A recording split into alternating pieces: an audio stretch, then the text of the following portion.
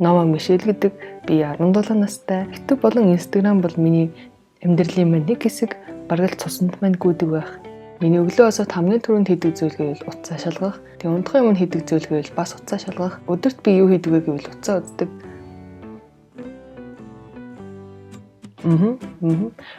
Маш их садаа болж байна надад. Сошиал медиа орохгүйгээр мөн утсаа үзэхгүйгээр 7 хоног өөрийгөө тэсч чадах хэсгийг сорхоор би шийдсэн юм аа. Тэгээ би өдөр болгоныхоо төгсгөлтөн ч юм уу дундуур нь тухайн өдөр хэр явж байгааг гэдгийг видео тэмдэглэл маягаар хийсэн байгаа. За тэгээд намайг биартай амтхан эсхийг харцгаая. Дараа 7 хоног чаленж хаад дурш мөрдөх дүрмээ одоо танилцуулъя гэж бодлоо. 4 сарын 27-нд буюу өдөр 2 дээр би нэг олимпиадад оролцох хэрэгтэй. Тэгэхээр тэр үед утсаа яалтчгүй гаргаж ирэх байх. Бас мөн компьютер хэрэглэхийг зөвшөөрнө. Гэхдээ компьютер дээр зөвшөөрөхгүй аппликейшнүүд нь бий. Жишээ нь Instagram, Pinterest, YouTube видео үзэх, Facebook орох, компьютер дээр видео эдит хийхийг бол өөртөө зөвшөөрж байгаа. Бусадтай харилцахын тулд Messenger, YouTube-ийнхаа комментиг шалгахыг зөвшөөрнө. Оронд нь хийх зүйлс өөртөө гаргаж өгсөн байгаа. Ном унших, даалгавраа хийх, гэрээ цэвэрлэх, хоолоо идэх, хоолоо хийх. Манай сургууль энэ 7 хоног амарч байгаа. Өдөр нэг юм Мишелд амжилт төсөе. Одоо би ингээд уцаа унтраалаа, дээш нь далд хийлээ. Баяртай утас минь. Өмнө нь хэлсэнчлэн энэ 7 хоног хичээлгүй болохоор би сэрүүлэг тавьсангүй гэж нэг их санаа зовоогүй. Гэхдээ л өмнөх оройн яана сэрүүлэггүй одоо би нэг харсан чинь 11 гэж босч байгаа үү. Тэгээ би өөрөө 6 цаг 40 минут гэж сэрцэн аягүй сонив. Тэгээ өдрийн ихэнхийг нь эдит хийж өнгөрөөлөө. Энэ бичлэгний яг өмнөх бичлэгийг одоо би засч ийн гэсэн үг. Мөн дараагийн 2 бичлэгээ төлөвлөлөө. Өнөөдөр YouTube Zig.com бол орсон уу? Гэвэл орсон. Гэтэ бичлэг үзсэн үү гэвэл үгүй. 2 коммент байсан тэрэнд нь хариулаад. Өмнө нь бол надад 1 хоног 2 хоног л Instagram эсвэл YouTube орохгүй бичлэг үзэхгүй яваад хараа айгүй хэцүү байгаад байдаг гэсэн. Яг л нэг том юмнаас хоцроод байгаа юм шиг англиар нөгөө FOMO гэдэг штеп, fear of missing out. Тэр надад бүр байгаад идэгсэн. Бүр ингээд л яг нэг том болоод энэ да. Би яг хоцроод энэ да. Тэгээ яг үүндээ бол дараагийн өдөр нь харахад юу ч байдаггүй. Би юунаас ч хоцроогүй, хорвоо байдгаараа л байж идэнэ. Social dilemma гэдэг баримтат кино үзсэн. Түүн дээр бас хэлж илээ л дээ. Энэ үеийнхэн одоо энэ залуу үеийнхэн бол хамгийн анхаарал төвлөрөл муутай, хамгийн сэтгэл зовнилтай, хамгийн их нөгөө депресстэй, өөрийгөө хамгийн их бусдад харьцуулдаг тийм үеийнхэн гэж тодорхойлсон байдаг. Би бол түүнтэй санал нэгдэн. Өдөр бас жоохон энэ номноос уншсан. Тэгээд орой унтахын өмнө бас уншия гэж бодож юм. Айгүй их сунжаад идэг юмгүй. Ингээл байж идэл, ажилдаа орж идэл. Гэтэл өнөөдөр бол 8 цаг ихтэл эдит хийгээ сууж ирсэн. Одоо бол миний утас тэр дээр. Бас та нарын зарим намайг room tour хийгээд чий гэсэн байсан. Тэгээд би хийх гэж байгаа.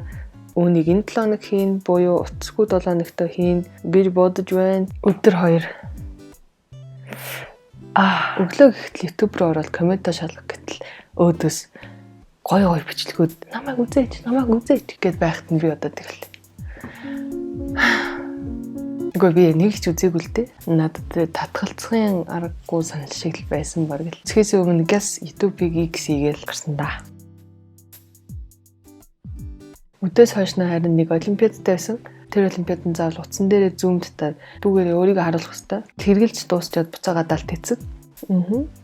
Өдөр бас л жаахан ном уншсан. Тэгээ орой дахиад уншин да. YouTube бичлэгнүүд тэгээ подкаст энэ төр сонсох entertainment байсан байхгүй. Одоо тэр entertainment байхгүй болсон болох надад ном төгөлдөө ороод автах өөр зүйл үлдсэнгүй. Үнэхээр үлдсэнгүй. Яг хоолой байна юм. Зовцсон шиг өдөр 3 Мишель. Сая зураглаачтайгаа хамтраад бичлэгээ биччихлээ. Өөрөөгөө танилцуулсан бичлэг байгаа. Тэг гадаа амар үүлтэй. Ийм аимшиг үүлтэй хад бит хоёр нартай үеийг олж байгаа. Тэгээд бичлэгээ бичсэн гэхээр айгүй өөр бүтээлтэй санагдаж байна. Өнөөдөр өглөө харин жоохон сошиал медиагаа сансан. Өглөө л босоод нөгөө нэг гадаад орчинтой холбогдоод энд юу болж ин тэнд юу болж ин гэж харсаар угаад дасцсан сурцсан юм уу. Ойр идэ өглөө тэр байхгүйсэн чинь жоохон санаалцаад гүниглаад голлон ашигладаг нь YouTube, Instagram, Pinterest энэ гурав. Тэгээ би Pinterest-ийн аккаунтыг алидын устгаа хийсэн. Хэдэн хоног юм. Instagram дээр болохоор яг тийм актив байдаг аккаунт надад одоогоор байхгүй. Харин YouTube би чамайг санаж байна. Өмнө нь бол надад 1 хоног 2 хоног л Instagram эсвэл YouTube орохгүй яваад таар айгүй хэцүү байгаад байдаг. Дуртай YouTuber-ийн мэн бичлэг. Би өдөрт дунджаар нэг 3 цаг 30 минут утсаа бол үздэг байсан маа. Түүний хажуугаар би бас сурагч. Тийм үү. Би ингээ хийх даалгавартай би хийх хичээлтэй. Тэгээд дээрэс нь энэ хэдэн сарын өмнөөс эхлүүлээд YouTube тэнгэр минь ямар олон юм бэ. За би сурагч юм чин дээ. Бичлэг хийгээд ах цаг гарахгүй байх дөө гэж боддог байсан юм аа. Гэхдээ яг ингээ логиктэй бодохоор утсандаа өдөрт 3 цаг 30 минут. 7 хоногт үрчгээр нэг 24 цаг авцаа. Бүр 1 хоног. 7 хоногийн 1 хоногийг утас руугаа гөлөөч өнгөрдөг. Тэр нь бүр компьютер дээр YouTube үздэг цагаа оруулахгүйгээр ойртоо бичлэгүүд хийгээд нэг бичлэгэн дээр одоо хэдэн цаг шаарддаг гэдгийг мэдэж авч байна. Одоогоор бол надад нэг бичлэгийг хийгээд дэдэлтаа 10 цаг шаардж байна. Тэгэхээр нэг дунджаар нэг 9 цаг, 8 цаг. Тэгээ миний амбиц чинь сартаа 4 удаа YouTube бичлэг хийх. За нэг 40 цаг угаас хамгийн ихтэй 2-7 нэг уцаа үздэг цагаа багасгахад тэр 40 цагийг чинь ингээд амархан олоод авчих байгаа байхгүй юу? Ямар хэрэггүй зүйлс бидний цаг ингээд зүгээр л урсаад өнгөрөөд байна. Өөрснөө анзаарч явах хэрэгтэй болов уу гэж бодогдсон. Яна гадаа яагаад засраад эхлэв. Бай. Өдөр 4 Мишель go. Өдөрт 5 байж магадгүй, эсвэл 4 байж магадгүй. Тэг өнөөдөр бас нөгөө өдрийн тэмдэглэлийн талаарх бичлэгээ тавьсан. Тэнхэн бичлэг тавьсныхаа дараа би дандаа комментуудыг ингээ уншдаг, хариу өгдөг, зүрх дардаг. Та нарын коммент бүр айгүй гоё комментээр ингээл өөрсдийнхөө түүхийг хичээл, өөрийнхөө тэмдэглэлийн дэвтрийг хаана нуудгавч бүр бичээд надтай ингээ хуваалцаж байгаа. Би маш их бүр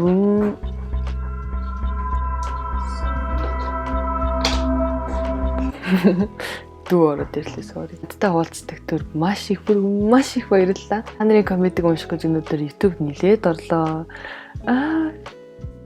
Хэлэхэд харамсалтай. Тэгтээ тэрнээс л би нэг хоёр бичлэг үзчихсэн. Бүр араас нь залгуулад Instagram орчихсон. Нэг 10 минутын дараа би өөрийгөө бишэлээ одоо болсон. Тэгж нэг зогсоолоо шүү дээ. Улан 7 хоног өөрийгөө YouTube, Instagram гүүгээр амьдарчхад дөнгөнөө л гэж бодсон. Тэгсэн чинь дөнгөхгүй юм байна өө. 1 хоног, 2 хоног л Instagram эсвэл YouTube орохгүй яваад байгаа. Тэгтээ би бууж өгөөгүй. Өнөөдөр бол дөнгөж өдөр 4 эсвэл 5. Тийм учраас би бууж өгөхгүй. Өнөөдөр өдийн алдад бас нэлээд ганцаараа дууга чангалж байгаа. Нэг хүний пари хийсэн байдیں۔ Айгуу гоё юусэн. Дууга тавьчаад тэгээд нөгөө нэг Instagram руу гоодог ч юм уу тий. Дууга тавьчаад тэгээд нөгөө Pinterest-тэй уудаг ч юм уу тий. Дандаа ингэж нөгөө хослуулдаг байсан болохоор юу гэсэн үг вэ? Би ингэ дандаа ингэж сууга байдалтай байдаг байсан баг. Сууга байдалтай байдаг байсан байх нь биш шүү дээ. Байдаг байсан байх нь биш шүү дээ. Энэ жил монгол хэл шүү дээ. Би жоохон нормал үеийнхээс жоохон сонирхолтой бити байхаарай. Яг л одоо миний унтдаг цаг болж байна. Би унтдаг цаг төгчхөөрөө нэг бол ийм хөөрөө ч юм уу эсвэл нэг тийм илүү чалчаа ч юм уу болчихдог. Эсвэл бүр нойрмог зомби шиг болчихдог.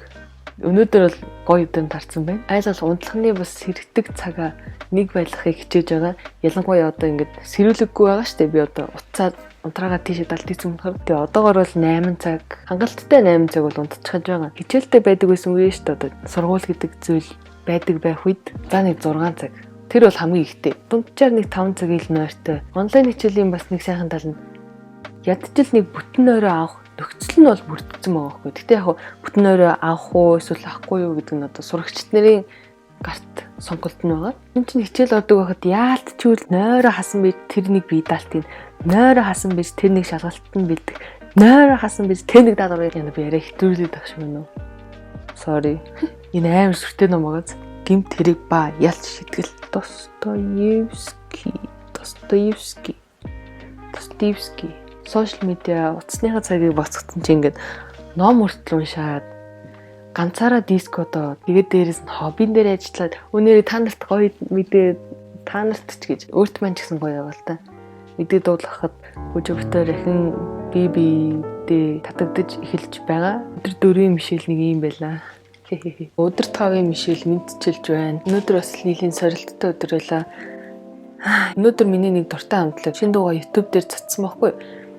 Тэгээд тэрийг би үзэхээс өөр аргагүй болоод тэгээд даанч залгуулад хэд хэдэн бичлэг үзчихсэн. Өөрийгөө ингээд барьж авч байгаа байхгүй. Хүүшээ би чинь бичлэг үзээд байна шүү дээ. Болоор өмнө нь бол надад 1 хоног 2 хоног л нэг юм донтолтын шинж тэмдэг аль хэдийн байгаад байгаа. Би донтсон ч байж магадгүй. Ер нь бол донтолтоосоо ингэж шарахын эхний алхам нь донтолтоо хүлээн зөвшөөрөх. Сургууль маань 5 сарын 21 ингээд амарчин гэсэн ёо Амар ойрхон сонсогдож байна. Тэгэл 11-р ингээ төгсөж чинь гэхээр сонин санагдаж байна. Сонинч гэж те 10-р ингээ ингээл төгссөн шүү дээ угсаа. Зөвхөн YouTube биш, Facebook, Instagram гэх бүгдээр хүний сонирхлыг татах юмсыг аюулсаа мэдхээ тэргүүн нүрэнд гаргаж ирж байгаа тэр бичлэгүүд нь, тэр постууд нь те бүгдээрээ яг чамайг одоо дарж үзүүлэх гэсэн зорилготой гэх юм уу. Тэд нар яаж ингэж сайн мэдээд байдгийг social dilemma баримтат кинон дээр гарсан л та. Итгэмээргүй сонсогдож магадгүй. Үйлдэл болгоны чинь заяа. Нэг пост шүү дээ. Тэр постыг хэдэн секунд харж ийн. Тэгээд лайк дарж ийн үү, дарахгүй байна уу гэд ингээд бүхэлд нь за чи хаана нэлээд Google гэлөө зойрны хид хідэн давхар доошоо байд юм л та.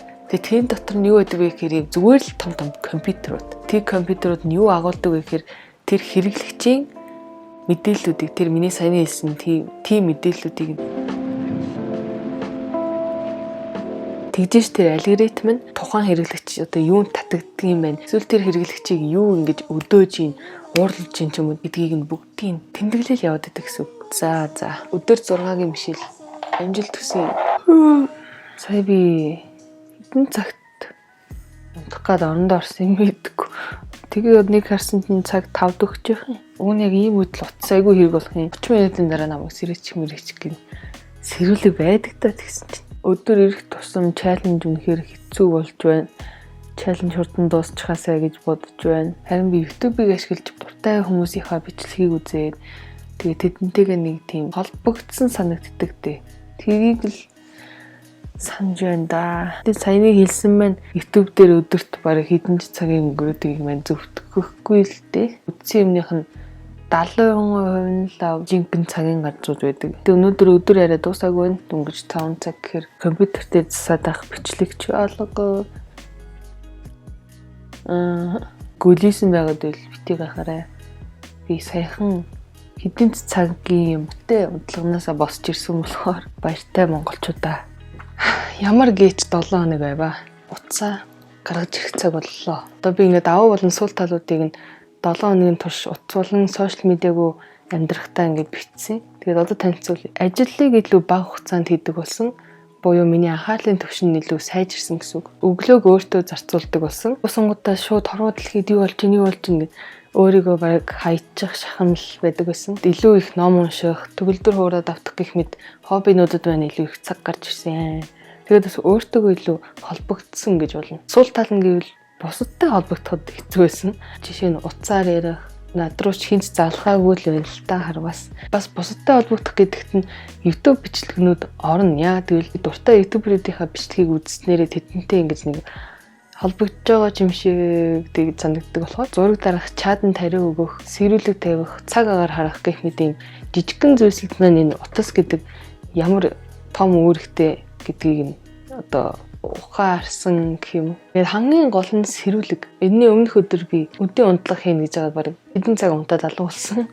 Тэгэхээр иймэрхүү зүйлс утасны сэрүүлэг гэдэг их чухал юм билий. Дэлгүүр гарах ч юм уу нэг гадагшаа гарах хэрэг бол утасвал хэрэг болно. Аюулгүй байдлаа бодсон ч бас амар талаа бодсон ч наад захын QR код уншуулах эсвэл хийж дэлгүүр талах байхгүй гинэ. Утастайгаа явах нь хамгийн зөв. Тэгвэл яаж баланстайгаар уцаа хэрэглэх вэ? Би бол ингэж шийдсэн. Уцаа нэг бовсон цагаас өдрийн 12 цаг хүртэл тэгээд оройны 18 цагаас унтах цаг хүртэл өдрийн эхэн болон өдрийн төгсгөлд нь хэрэглэхгүй байя гэж шийдсэн. Төгс шийдэл нь бол биш. Тэгтэл ядчил нэг юм утасгүй ядаж 1-2 хоног яваад үзээрэй.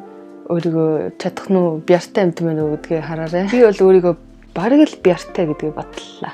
Яг уу дундуур 1-2 удаа Instagram орсон, тэгээ YouTube орсон. Тийм болохоор би 100% бяртай амтан биш. Тэгтээ яг нэг 75% амралтын 7 хоногийн ингэж өнгөрүүлсэндээ баяртай байна. Нилээн урт 7 хоног шиг санагдлаа.